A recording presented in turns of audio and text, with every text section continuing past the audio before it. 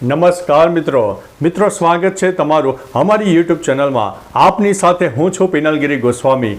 આજની વિડીયોમાં વાત થશે આજે તારીખ 17 માર્ચથી લઈને 31 માર્ચ સુધી ગુજરાતમાં કેવું રહેશે હવામાન। શું આવનારા દિવસોમાં ગરમીનું પ્રમાણ વધશે? એપ્રિલ મહિનામાં ગરમીનું પ્રમાણ કેવું રહેશે? શું આવનારા દિવસોમાં વાવાઝોડાની શક્યતા છે? તમામ પ્રકારની માહિતી અને તમામ પ્રકારના પરિબળો આ વિડીયોમાં તમને જણાવવાના છીએ।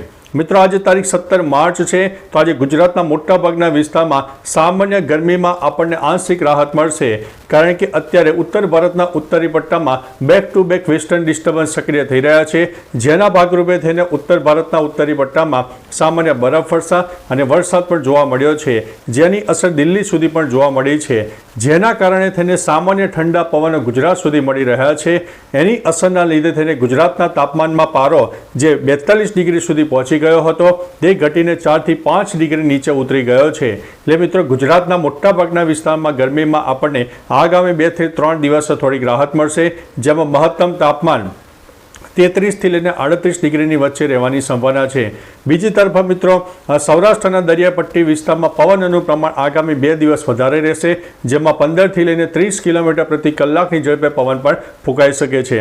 અને ઓવરઓલ સમગ્ર ગુજરાતની વાત કરીએ તો પવનનું પ્રમાણ 10 થી લઈને 15 કિલોમીટર પ્રતિ કલાકની ઝડપે ફૂંકાય તેવી શક્યતા છે। એટલે મિત્રો પવનને કારણે અને સામાન્ય ઠંડકને કારણે આપણને ગરમીમાં આંશિક રાહત પણ ચોક્કસથી મળવાની છે।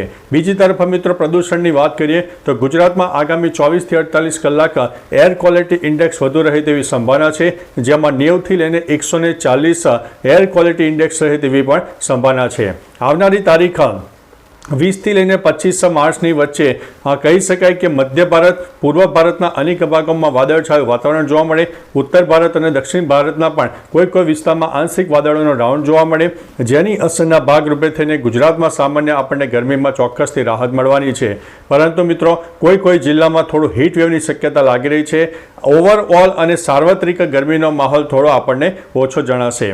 મિત્રો 31 માર્ચ સુધી આપણને મિશ્ર ઋતુનો અહેસાસ થશે।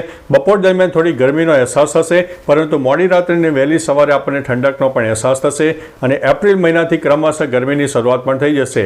એપ્રિલ મહિનામાં બંગાળની ખાડી વધુ એક્ટિવ થાય અને વાવાઝોડા બનવાની સિઝન પણ સક્રિય થઈ જશે। એટલે મિત્રો આગામી એપ્રિલ મહિનાથી ગરમીના પ્રમાણની સાથે સાથે દરિયો પણ એક કહી શકાય કે એક્ટિવ થાય અને આવનારા સમયમાં વાવાઝોડાની સક્રિયતા પણ દેખાઈ રહી છે। બીજી તરફ મિત્રો ગરમીની વાત કરીએ તો ગુજરાતના મોટાભાગના વિસ્તારમાં અત્યારે ચોક્કસથી રાહત મળશે। 31 માર્ચ સુધી થોડી રાહત મળે તેવી સંભાવના છે। કોઈ જિલ્લાને બાદ કરતા મોટાભાગના જિલ્લામાં આપણને જે મહત્તમ તાપમાન છે 40-41 ડિગ્રીની નીચે રહે તેવી સંભાવના છે।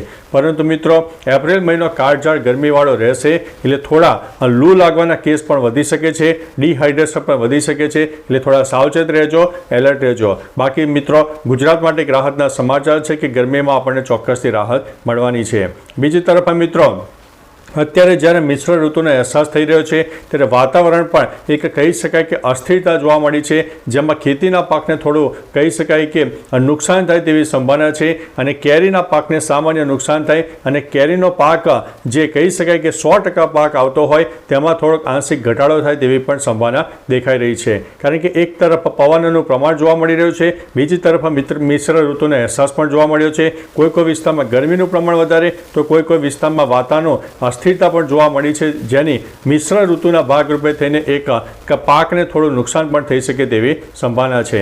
બાકી મિત્રો તમારા વિસ્તારમાં ગરમીનું પ્રમાણ હોય, ઠંડી હોય, પવનનું પ્રમાણ કેટલું છે, તમામ પ્રકારની માહિતી વિસ્તારો સાથે નીચે કમેન્ટમાં આપજો, જેથી અન્ય મિત્રો પણ જાણી શકે। તો ચાલો મિત્રો ફરીથી હવામાનની લેટેસ્ટ માહિતી લઈને મળતા રહીશું। ત્યાં સુધી અમને રજા આપશો। નમસ્તે।